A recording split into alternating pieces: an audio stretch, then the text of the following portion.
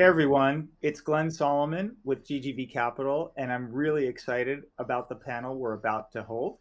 We're focused here on anticipating public company compensation. It's a big topic, and we have some great panelists who are going to walk us through it. We've got Jackie Reeses, and Jackie is an old friend who's had many important positions in life. She's currently CEO of Post House Capital. We have Kerry Van Voris, and Kerry is Chief People Officer at Oscar Health.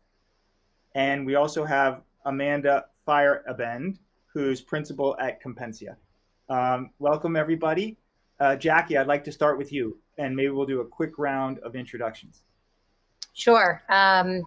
So I spent most of my career in private equity, and then I transitioned to the technology world and was the chief development officer at Yahoo. And as part of that, I ran HR.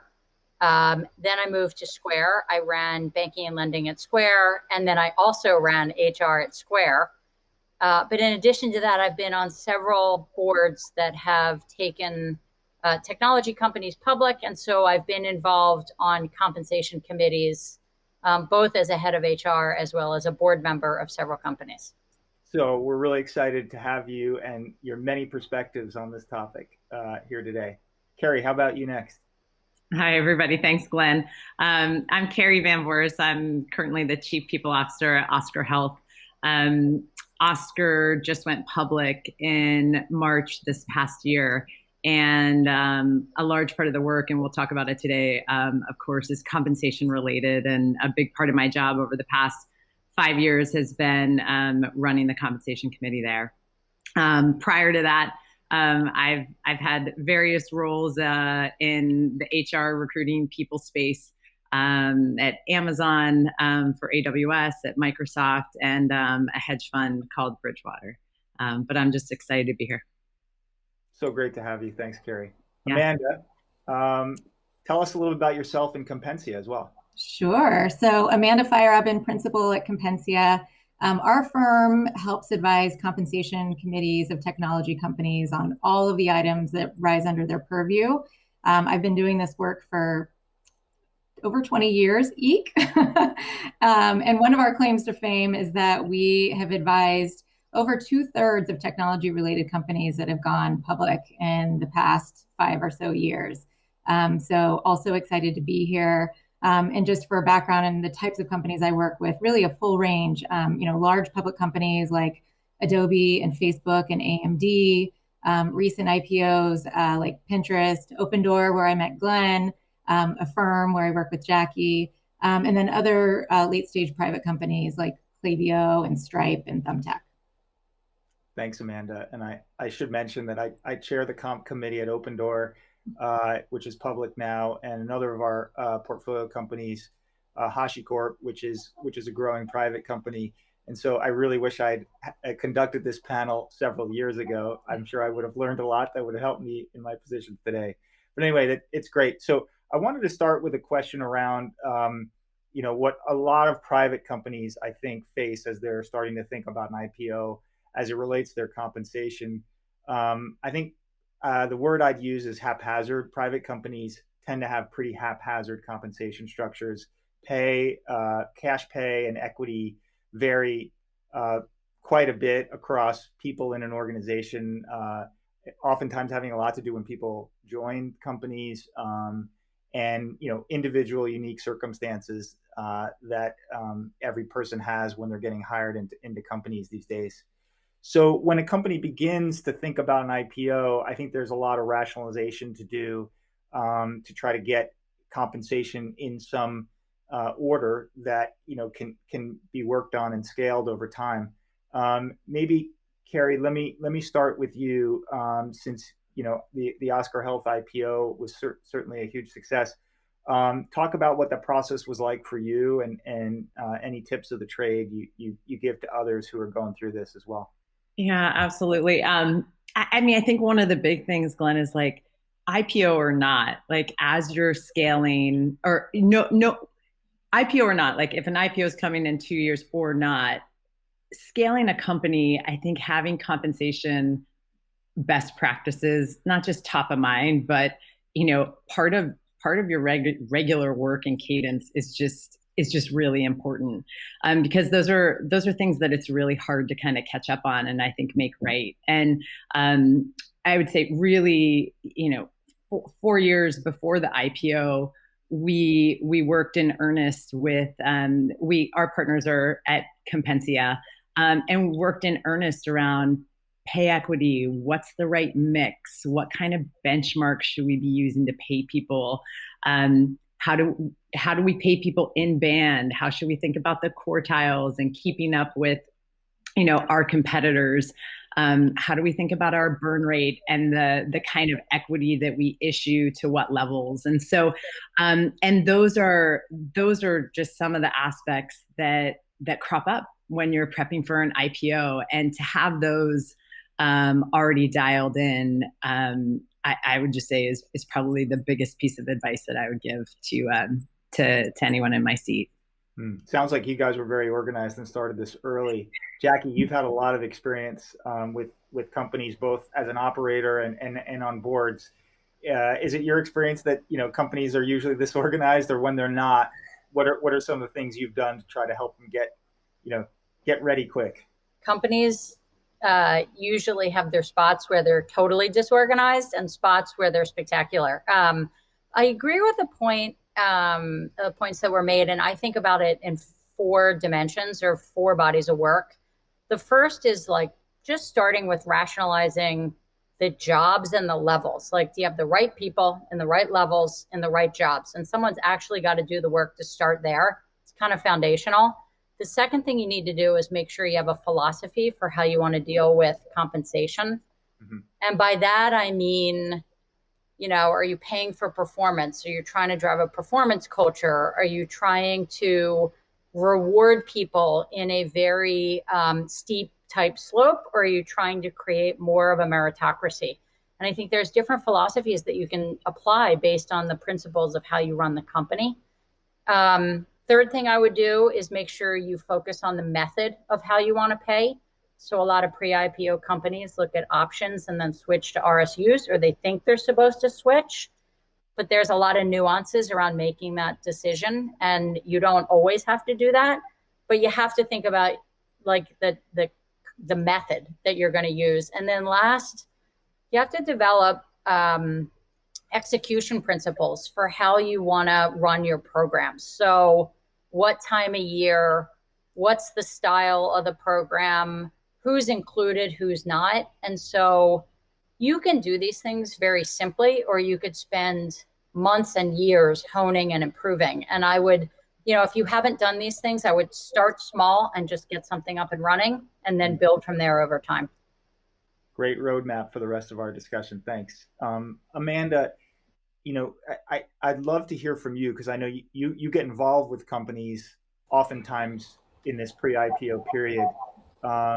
What are some of the things, the best practices that you and Compensia try to enforce on companies, or get them to think about as they're getting ready to go public?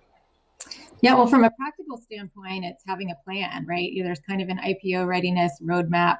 And as it relates to compensation planning, it's really great to have a timeline for what you want to tackle and when you want to tackle it.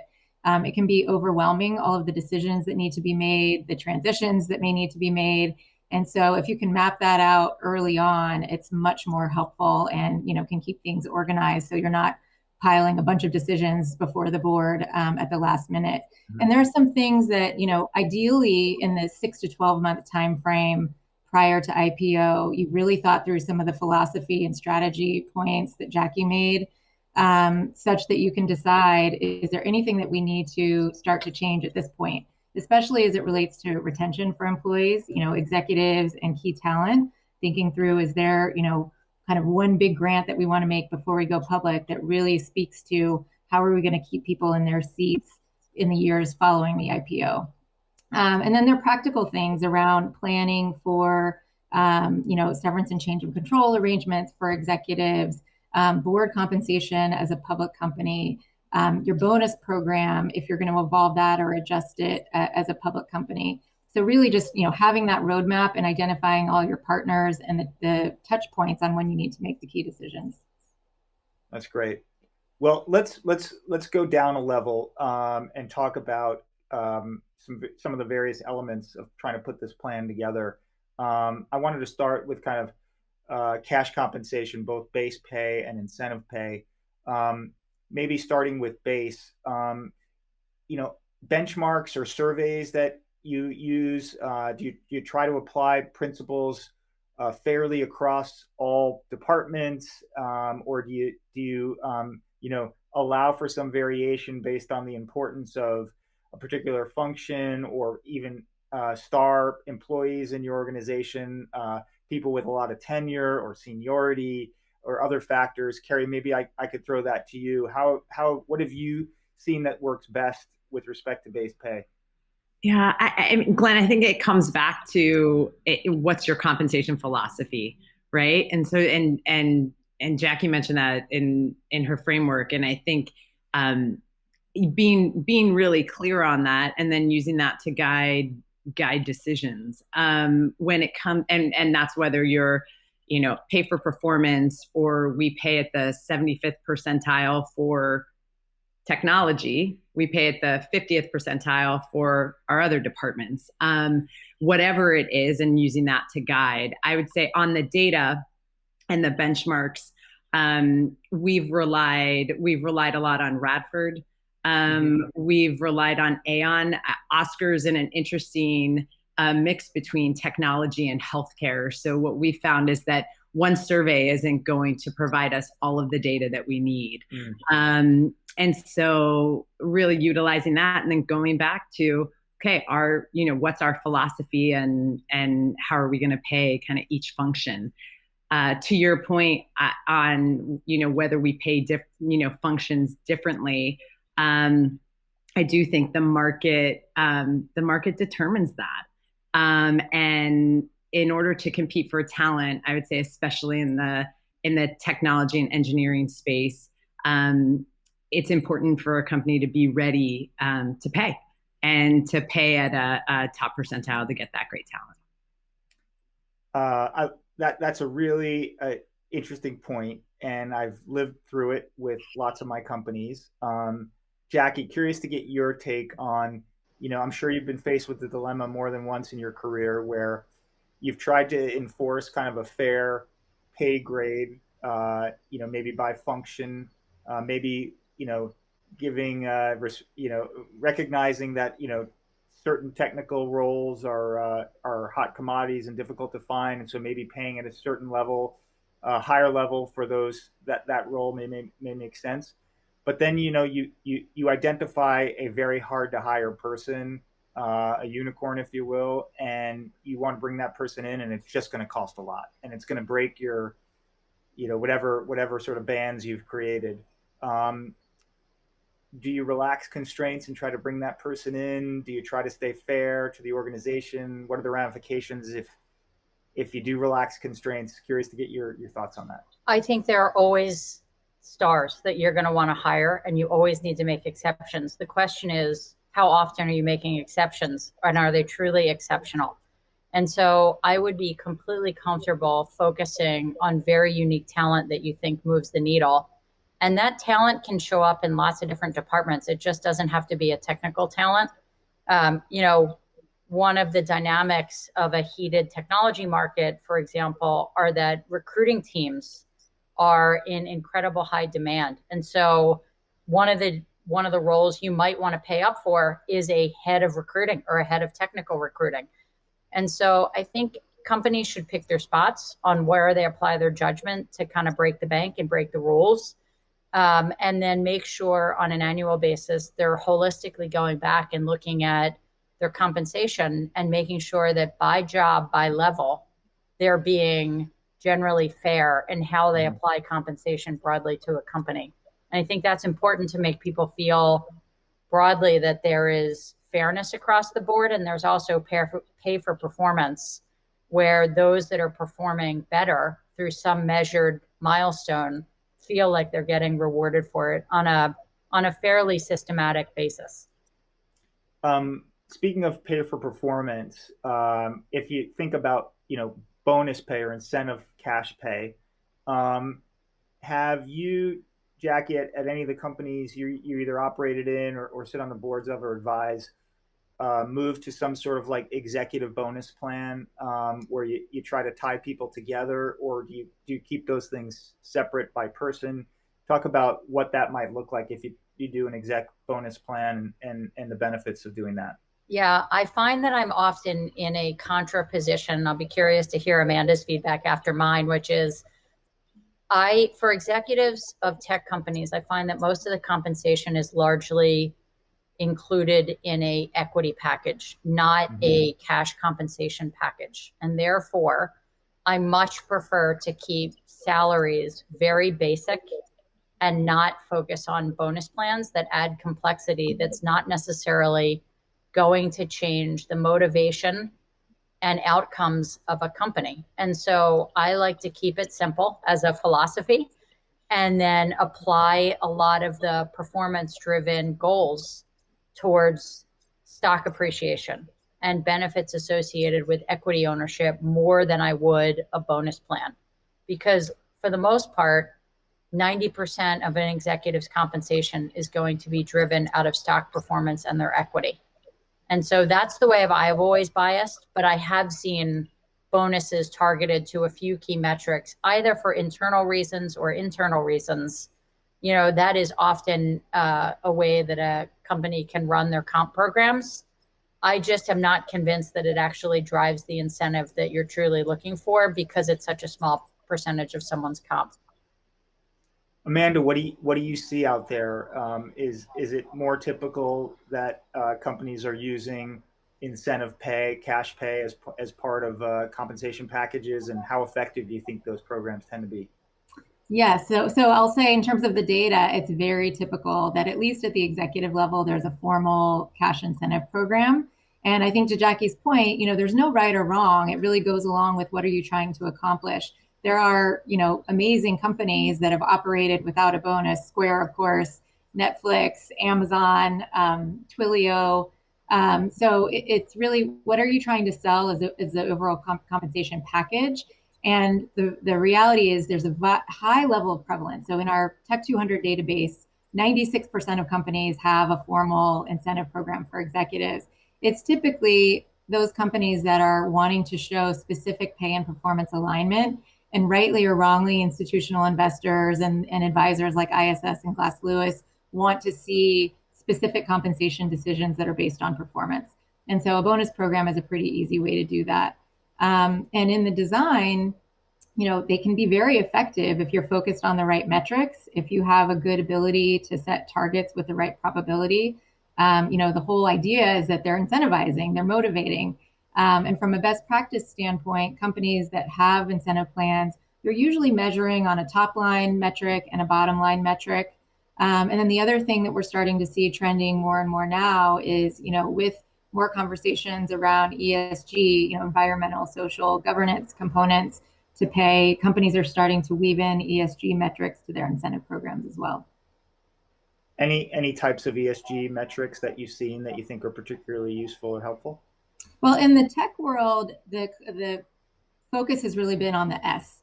And I think especially coming out of a real focus on, diversity and inclusion and pay parity, a lot of those metrics tend to be focused in that range. The interesting thing is companies aren't, whereas with your other metrics, you need to disclose specifically what was your revenue target, what did you achieve against it. What we're seeing is companies are weaving in an ESG metric. They're not being specific to whatever the targets are. But if it's a diversity related metric, internally, it's usually some specific targets around how we rethink our hiring program, where we're focused on retention for key pieces of the population. Makes sense. So shifting gears, you guys have all mentioned the importance of equity. And of course, it should drive and in the best companies does drive a tremendous percentage of the value creation for employees and executives. The transition from private company and that haphazard pay program that we tend to see to public companies who are trying to be more systematic and have lots more eyes watching. That transition I found to be a challenge. One metric that I know people talk a lot about is sort of equity burn, or the amount of equity dilution that a company should be subjecting itself to each year with respect to new hires and refreshes. Kerry, what was the transition like for you guys, and where what do you think is an acceptable kind of equity dilution or burn rate pre-public, and then as you guys have gone public, how are you thinking about that? Yeah, it's going back to what I talked about at the beginning, it's so important to have a good handle on burn rate, and how you're stacking up to companies like yourself, way before the IPO. Because not only does it become an everyday conversation leading up to it, but it's a huge part of what you're accountable for and managing that equity moving forward.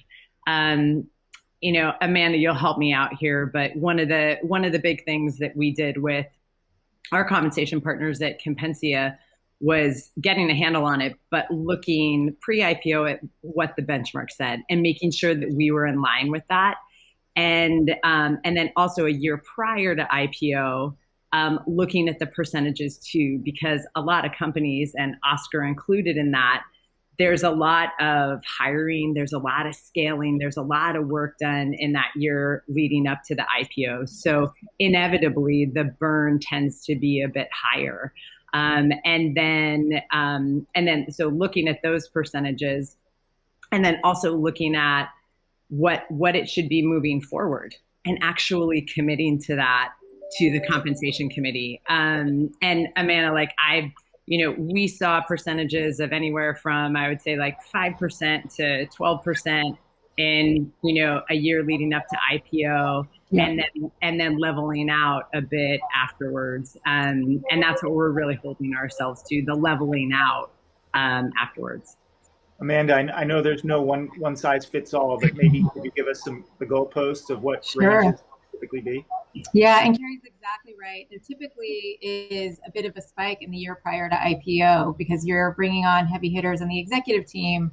You're making those retention-oriented grants that I mentioned, and perhaps level setting where you might have had more ad hoc practices as a private company. So the range for the year prior to IPO, and this is data for companies that are greater than $1 billion in market cap at the time of IPO, an average going back to 2015. For the year prior, the 25th to 75th percentile range is about 3.5% to 8%. The median is right around 5%. And then it ticks down a bit, not dramatically, but the median for the year of IPO is in the high 4% range. And then the year after IPO, the median is right at 4%. So and the market data starts to narrow in band as well. And one of the factors is thinking through, what is palatable in terms of spend, and thinking through a multi-year forecast of burn rate. The other factor is that on the flip side, as a public company, burn rate is still important, but stock-based comp expense becomes really critical. And so you're balancing burn rate with what your go-forward expense might be. And in particular, investors are asking more and more about expense as a percent of revenue and expecting that line trends down over time. I find that's the more interesting metric that you need to manage to going forward. Largely because as you start to evolve into a profitable company over time, you're going to have to start managing that stock-based comp expense, and because it's divided over multiple years, it takes years to manage that number to a steady state where it's a sustainable number for the size company that you have. And so I think you have to be pretty diligent about watching it, and diligent about sizing your programs correctly so that your stock-based comp doesn't get ahead of where you need it to be. So speaking of rationalizing stock-based comp, Jackie, refresh grants for key employees are all over the map for private companies when they're in the pre-IPO years. Some companies refresh people after 2 years, some after 2.5, some after 3, some don't do it at all. And then different amounts depending on the company, seem to be typical. Once companies go public, what do you see with respect to refresh, or what have you seen? Is it more of an annual thing, and what are you trying to accomplish with those refreshes? I think there's a lot of logic to consistency and creating a cadence that happens annually. And I think that creates an environment for employees where they know what to expect. Like, you can apply a lot of creativity to how you come up with vesting strategies, and it doesn't have to be 25, 25, 25. You could do 1 year, you could do it scaled.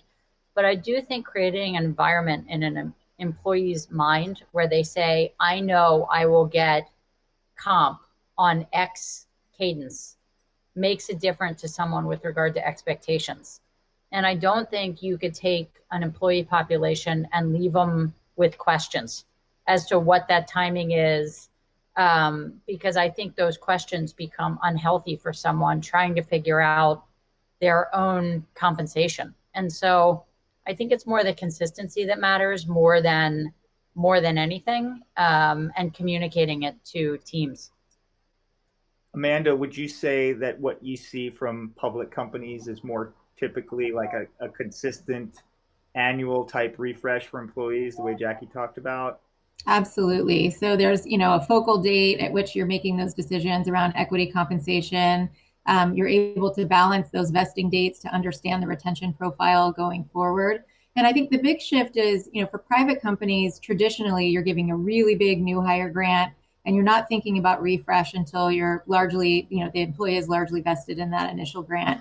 For public companies, the gap between new hire and annual grant starts to close. And so you give your new hire a grant, but at that next refresh cycle, you're making decisions about, are they a good performer? What are the retention considerations? And so you have a regular annual checkpoint to be able to layer on additional retention.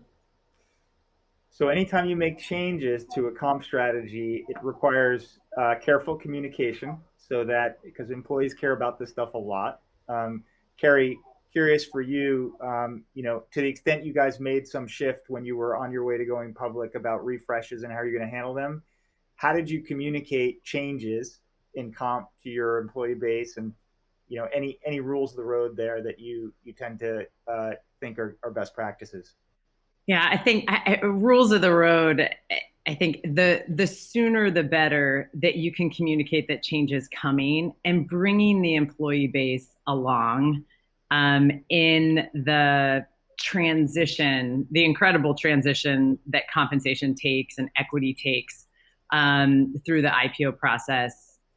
I would say is so important, and it's one of the things that it takes time. You need to have the time in the IPO readiness stage to do that. Oscar is a pretty transparent company, as one of our values. The interesting thing about compensation is that there are some things you can be transparent about, and there are some things that you just can't. And then there are other things that when you become a public company, in the S1 and then in the proxy, et cetera, are going to be public for all to see. And so that's another aspect of kind of prepping employees for that. And even some of the executive comp that employees haven't seen before, that they're going to start seeing.